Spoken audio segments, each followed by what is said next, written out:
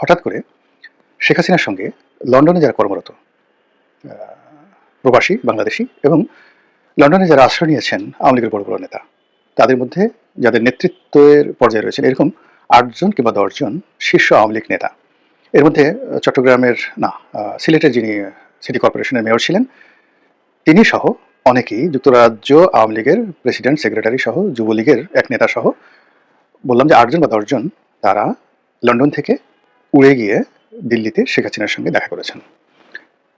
শেখ হাসিনার সঙ্গে এভাবে ফর্মালি সরাসরি দেখা করার ঘটনা এই প্রথম, যেটি আন্তর্জাতিক মিডিয়াতে এসেছে, আমাদের স্থানীয় মিডিয়াতে এসেছে আর সামাজিক মাধ্যমে তোলপাড় পড়েছে। তো কলকাতাতে যারা আছেন তাদের সঙ্গে শেখ হাসিনার নিয়মিত যোগাযোগ হয়, তারা অহরহ তার সঙ্গে দেখা করেন, কিন্তু এগুলো কখনোই সংবাদ শিরোনাম হয় না। তারপর সজীব ওয়াজেদ জয়, সাইমা ওয়াজেদ পুতুল, তারাও তার সঙ্গে দেখা করেন, শেখ রেহানাও তার সঙ্গে দেখা করেন, হয়তো শেখ রেহানা পরিবারের আরও অনেকেই শেখ হাসিনার সঙ্গে দেখা করেন, ওয়াজেদ কাদের সঙ্গে হয়তো দেখা হয়েছে, জাহাঙ্গীর কবির নানক, এদের সঙ্গে তো অহরহ দেখা হয়, কিন্তু এগুলো মিডিয়াতে আসে না। এই ঘটনাটি অর্থাৎ লন্ডন থেকে যে সকল নেতৃবৃন্দ, আওয়ামী লীগের নেতৃবৃন্দ এসে শেখ হাসিনার সঙ্গে দেখা করলেন, এটা ঘটা করে মানে পেপার আসলো কেন? আর এই সময়টাতে লন্ডন আওয়ামী লীগের নেতৃবৃন্দ কেন তার সঙ্গে আসলেন? কেন লন্ডনের বিপরীতে নিউ ইয়র্ক আওয়ামী লীগ, তারা সেটা তো আরও শক্তিশালী, তারা কেন এলো না? কিংবা ধরুন জার্মানির বা অল ইউরোপীয়, যেটা অল ইউরোপীয় আওয়ামী লীগ রয়েছে, তারা কেন গেলেন না? কেবলমাত্র লন্ডনের যারা আছেন, ইউকের যারা আছেন, তারা কেন গেলেন? এটাই আলোচনা দাবি রাখে এবং এটা আমাদের রাজনীতির একটা টার্নিং পয়েন্ট। ইলেকশন যদি হয়, নির্বাচন যদি হয় এবং সেই নির্বাচনে যদি সবাই ভোট দিতে পারে, আওয়ামী লীগের যারা প্রার্থী, না আওয়ামী লীগের যারা ভোটার, তারা কোন প্রার্থীকে ভোট দেবেন সেই ব্যাপারে কোনো চূড়ান্ত সিদ্ধান্তে আওয়ামী লীগ পৌঁছেছে কিনা তারা এই সফরের মাধ্যমে নির্ধারিত হয়ে গেছে। তো এই বিষয়টি নিয়ে আলোচনা করব, কিন্তু আলোচনা একটু দেরি হয়ে গেল এই কারণে যে এর মধ্যে অনেকগুলো ঘটনা ঘটে গেছে। তারেক রহমান সাহেবকে অকথ্য ভাষা গালাগালি করা হলো গুরুত্বপূর্ণ জায়গা থেকে। আবার আমিরে জামাত তার একটি টুইট বার্তা বা এক্স হ্যান্ডেলে তার একটি বার্তা, এটি নিয়ে সারা বাংলাদেশ উত্তাল।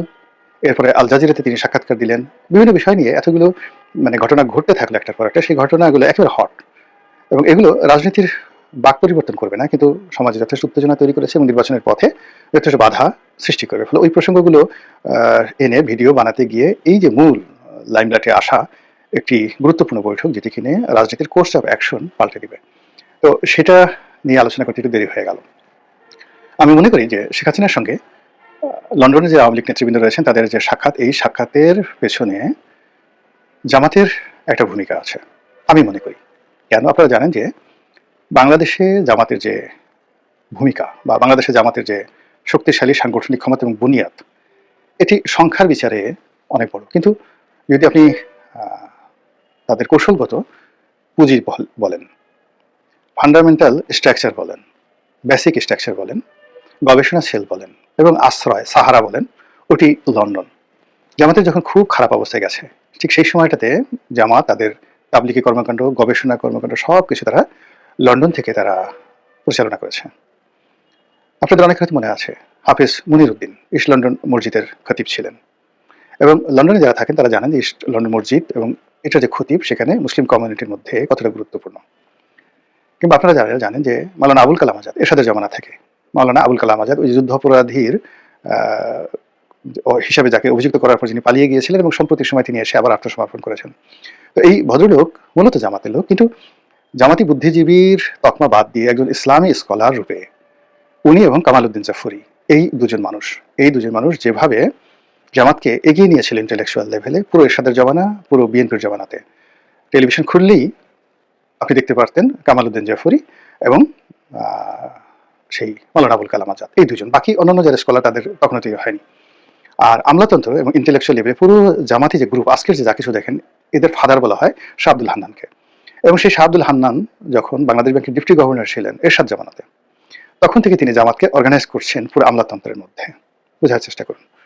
তো সেই শাহ আব্দুল হান্নান এরশাদ জামানা থেকে আমলাতন্ত্রে, মিডিয়ার যে জগৎ এবং ইসলামী প্রচার এবং প্রোপাগান্ডাতে বাংলাদেশে একদিকে সেই কামাল উদ্দিন জাফরি আর অন্যদিকে মাওলানা আবুল কালাম আজাদ ইন্টেলেকচুয়াল লেভেলে। আর মাঠে ময়দানে তারা দেলোয়ার হোসেন সাঈদীকে, এখন যেভাবে তারা সেই মিজানুর রহমান আজহারিকে ব্যবহার করছেন, তখন দেলোয়ার হোসেন সাঈদীকে তারা ব্যবহার করেছেন। এবং সাঈদী সাহেব সেই ডিবির অফিসে ইন্টারোগেশনে যে কথাগুলো বলেছেন, আমি এগুলো বলতে পারবো না, আই নো ইট। এনিওয়ে, তো করে তারা আগে ইসলাম, আজকে তাদের যে প্ল্যাটফর্মগুলো তৈরি হয়েছে, সেই প্ল্যাটফর্মগুলো তারা তৈরি করেছেন পথে, ঘাটে, মাঠে এরশাদের জমানা থেকে। আর এই পুরো জিনিসগুলো বিভিন্ন অর্গানাইজেশনের মাধ্যমে, সংগঠনের মাধ্যমে তারা পরিচালনা করতেন লন্ডন থেকে। সেখানে হাফিজ মনিরুদ্দিন, তিনি দেলোয়ার হোসেন সাঈদী সাহেবের বিআই, কামরুদ্দিন জাফরি দেলোয়ার হোসেন সাঈদী সাহেবের বিআই। পারিবারিক বন্ধন দিয়ে, সব দিয়ে, মানে জামাত যে অর্গানাইজটা লন্ডন থেকে করেছেন, তার প্রেক্ষিতে আজকের জামাত এই জায়গাতে এসে পৌঁছে গেছেন। এখনো যদি ভবিষ্যতে জামাতের বিপদ আসে, তাকে আবার সেই লন্ডনমুখী হতে হবে। তো সেই লন্ডনে তাদের বিভিন্ন এজেন্ট রয়েছে, গুপ্ত এজেন্ট রয়েছে। সেই গুপ্ত এজেন্টরা অবাধে তারেক রহমান সাহেবের চারিদিকে ছিলেন, এখনো আছেন। এবং এদের অনুমতি নিয়ে মির্জা ফখরুল সাহেবকে, আব্দুল আল মিন্টু সাহেবকে, এদের অনুমতি নিয়ে রুহুল কবির রিজভী সাহেবকে তারেক রহমান সাহেবের দরবারে হাজির হতে হতো, বা এখনো হচ্ছে। এবং এরা কারা বলতে পারবেন না, আপনি বলতে পারবেন না। তো এটা মানে এই যে সন্দেহটা আমি ধরাই দিলাম, সেই সন্দেহটা স্বয়ং বিএনপির শীর্ষ পর্যায়ের নেতৃত্ব ইনক্লুডিং তারেক রহমান সাহেবের মধ্যে আছে, এবং এই বুনিয়াদটা তারা তৈরি করেছিল লন্ডনে। একইভাবে জামাতের এই বুনিয়াদটি তারা গণভবনে ঢুকিয়ে দিয়েছে, শেখ রেহানার বাসায় ঢুকিয়ে দিয়েছে, এবং এখনো লন্ডনে যত রকম লোকজন রয়েছে সেখানে তারা অনেকেই জামাতের হেফাজতে আছে, আর সরাসরি জামাতের হেফাজতে আছে, আর সরাসরি একেবারে দেখবেন যে ফ্রন্ট লাইনে, মানে জামাতি যারা লোকজন, মানে ফ্রন্ট লাইনে যারা এখন আওয়ামী লীগের মাস্টার মাইন্ড, আওয়ামী লীগের ত্রাণকর্তা রূপে যারা হাজির হয়েছেন, তাদের অনেকের সঙ্গে তারা অনেকের জামাতের রিক্রুট, অনেকে ফ্রিডম পার্টির ছিল, মানে ফ্রিডম পার্টি তাদের শ্বশুর ফ্রিডম পার্টির নেতা, তার বাবা, আত্মীয় স্বজন থেকে শুরু করে অনেকেই জামাত যারা বায়াস্ট, তারা নিজেরা ছাত্র শিবির করছে সারা জীবন, এবং শেখ হাসিনাকে সারা জীবন গালাগালি করেছে, জয়কে পাগল মাগল ছাগল বলে অস্থির করে ফেলেছে, শেখ রেহানার পরিবার সম্পর্কে তুচ্ছ তাচ্ছিল্য করে যে সমস্ত লোকজন ফাটিয়ে ফেলেছে ছাত্র জীবনে, তারা এখন আওয়ামী লীগের সরাসরি শেখ হাসিনার সঙ্গে যোগাযোগ করে। শেখ হাসিনা তাদেরকে টেলিফোন করে নাকি, তারা বলে যে শেখ হাসিনা তাদেরকে সরাসরি টেলিফোন করে, আর তারাও নাকি শেখ হাসিনাকে টেলিফোন করে। এই সমস্ত লোক 100% গুপ্ত সংগঠনের সাথে জড়িত। এটা শেখ হাসিনার সব লোক জানে, বিএনপির সব লোক জানে যে তাদের মধ্যে গুপ্ত সংগঠনের লোক আছে, কিন্তু তাদেরকে ধরা যাচ্ছে না। এই যে গুপ্ত সংগঠনের যে লোকগুলো প্লাস জামাতের যেগুলো প্রকাশ্য নেতৃবৃন্দ রয়েছেন, তারা সবাই মিলে এখন তো আওয়ামী লীগের সবচেয়ে বড় মেলাটি রয়েছে, নিউক্লিয়াসটি রয়েছে লন্ডনে। শেখ রেহানার পরিবার এবং আওয়ামী লীগের প্রায় বেশিরভাগ শীর্ষ নেতৃবৃন্দ তারা এখন লন্ডনে নিরাপদ আছেন। তো তাদের মাধ্যমে জামাতের সঙ্গে যদি আওয়ামী লীগের একটা সমঝোতা হয়, আবার আমি বলছি, এটা কিন্তু আমার প্রেডিকশন পার্সোনালি, এটা যুক্তি বলে, এটা খুবই স্বাভাবিক। দ্বিতীয়ত যে জামাতের একটা অভ্যাস আছে যে আপনি যখন ক্রাইসিস মোমেন্টে, তখন তারা আপনার সামনে সাহারা রূপে বা আশ্রয়দাতা রূপে হাজির হবে।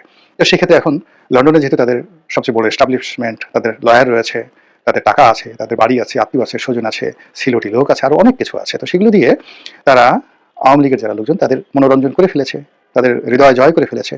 অন্যদিকে বাংলাদেশে এই যে মামলাগুলো হয়েছে, যত গায়েবী মামলা হয়েছে, যত হত্যা মামলা হয়েছে, যত সন্ত্রাস দমন আইনে মামলা হয়েছে, সব মামলায় কিন্তু বিএনপির লোকজন করেছে, 300, 400, 500। এবং এই মামলা নিয়ে যে বাণিজ্য হয়েছে, এবং এখনো এই মামলা নিয়ে যে বাণিজ্য হচ্ছে, এর সঙ্গে জামাত জড়িত না। এটাকে জামাত করছে কি মাঠে ময়দানে আওয়ামী লীগের যে সকল ত্যাগী নেতা নেত্রী রয়েছেন যারা পলাতক, তাদের সঙ্গে যোগাযোগ করছে, তাদের পরিবারকে আশ্রয় দিচ্ছে, তাদেরকে আইনি সহযোগিতা দিচ্ছে, ক্ষেত্র বিশেষে অর্থ সাহায্য দিচ্ছে। এগুলো দিয়ে তারা কিন্তু আওয়ামী লীগের মন তলে তলে জয় করে ফেলেছে।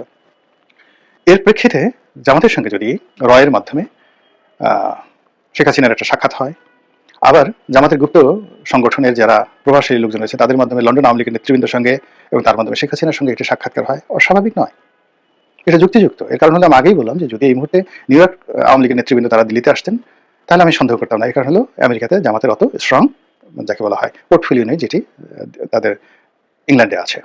তো তারা আসছে, আর তারা কখন আসছে? যখন নির্বাচনের সময় হাতে আছে মাত্র 10 দিন। আর এই 10 দিন যে তাদের হাতে রয়েছে, এই সময়টিতে nobody is sure what is going to happen. কেউ বলতে পারছে না কি ঘটতে যাচ্ছে। Nothing is under control by anybody. যখন কোনো কিছুই কারো হাতে নেই, কারো নিয়ন্ত্রণে নেই, এভরিবডি ইজ মেকিং ব্লান্ডার। সবাই ব্লান্ডার করছে যার যার মতো, আমি সবকিছু, আমার হাতে সবকিছু, আমি জিতে যাব, ওভার রেটিং সবকিছু হচ্ছে, এবং সবাই অস্থিরতার মধ্যে ভুগছে। তাহলে সেই অর্থে নির্বাচন হওয়াটাও যেভাবে জরুরি, না হওয়াটাও জরুরি। নির্বাচন হতেও পারে, নাও হতে পারে, হলেও ভালো হবে, না হলেও ভালো হবে। মানে কোনো একটা জিনিসে আপনি স্থির থাকতে পারছেন না। কেউ একটা সিদ্ধান্ত নিয়ে শতভাগ দৃঢ়তা নিয়ে, বাংলাদেশের একটা সিঙ্গেল লোক এই মুহূর্তে যে সকল বিষয় নিয়ে বিতর্ক হচ্ছে, সেই বিতর্কের একটা বিষয়ে কনক্লুশন আসা যাচ্ছে না, উপসংহারে আসা যাচ্ছে না। কাজে আওয়ামী লীগের লোকজন তারা এই নির্বাচন বানচালের জন্য চেষ্টা করছে। আবার এই নির্বাচন যদি হয়ে যায়, তাহলে তাদের ভূমিকা কি হবে, এটা নিয়েও তারা একটা মাস্টার প্ল্যান করে ফেলেছে।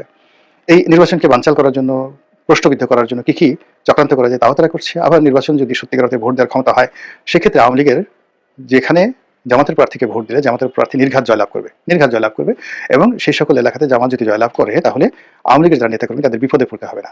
কিছু কিছু এলাকা রয়েছে বিএনপির একদম ব্রুট মেজরিটি রয়েছে, যেমন ফেনীতে রয়েছে, বগুড়াতে রয়েছে, সেখানে আওয়ামী লীগের লোকজন নড়াচড়া করতে গেলেই মার খাবে। কিন্তু এমন অনেক এলাকা রয়েছে যেখানে আওয়ামী লীগের ভোট যদি জামাতের সঙ্গে পড়ে তাহলে নির্ঘাত সেখানে জামাতের প্রার্থী বিজয়ী হবে। আমি জাস্ট একটা ছোট্ট উদাহরণ দিই। আমার নির্বাচনী এলাকা যেখানে জামাতের ভোট রয়েছে সাকুল্যে 30,000, নট মোর দ্যান দ্যাট, কিন্তু সেখানে যে একটা নিউট্রাল অবস্থা এখন চলছে, সেই নিউট্রাল অবস্থার মধ্যে যদি আওয়ামী লীগের অন্তত 15% ভোট, আওয়ামী লীগের ওই এলাকাতে যত ভোট রয়েছে তার 15% ভোট যদি জামাত প্রার্থীর পক্ষে পড়ে, জামাত জিতে যাবে। কাজেই জামাত প্রার্থী আওয়ামী লীগের ভোটারদের রাজি খুশি করার জন্য দেখা হলে তাদের পা ধরবে, সবকিছু করবে। সেই কাজগুলো বাংলাদেশের সব জায়গাতে হচ্ছে। এবং গলাচিপা 10 মিনিটে আওয়ামী লীগের ভোটাররা যদি জামাতকে ভোট দেয় তাহলে সেখানে তাদের উপর সন্ত্রাস করার মতো ওখানে শক্তি নেই। কারণ হলো ওখানে বিএনপির যিনি সম্ভাব্য প্রার্থী ছিলেন জনাব হাসান মামুন, ওয়াজ মোস্ট লিবারেল, এরকম সন্ত্রাস মারামারি কাটাকাটি করার মতো লোক তিনি নন। তো যেহেতু তিনি বিদ্রোহী প্রার্থী হয়েছেন, আর অন্যদিকে নুরুল হক নুরু সেখানে তাকে বিএনপি মনোনয়ন দিয়েছেন, মূল সংগঠনের সাথে তার যেহেতু ওরকম সম্পর্ক নেই, কাজেই তিনি তার যে সাংগঠনিক ক্ষমতা দিয়ে তিনি আওয়ামী লীগের লোকদের উপর যে জুলুম করবেন, অত্যাচার করবেন, এটা সম্ভব হচ্ছে না। ফলে ওখানে আওয়ামী লীগের লোকজন কৌশলগতভাবে বেটার পজিশনে আছে এবং ওখানকার ফলাফল পাল্টে দিতে পারে।